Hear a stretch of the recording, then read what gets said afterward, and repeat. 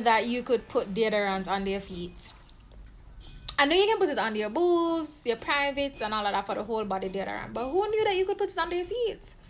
Listen, don't mind how I'm looking right now. We'll be getting better in a few days. But who knew that? Deodorant under your feet. Wow. So, how many people know about whole body deodorant? So I have been hearing about them and all of that, and of course the temperature in Jamaica is ridiculous. The temperature when I was in Japan, the temperature in Japan was ridiculous. The temperature in the US when I traveled to the US is ridiculous, and I'm sweating a lot, and I hate sweating and I hate the smell of sweat. So I have been looking into the whole body deodorant.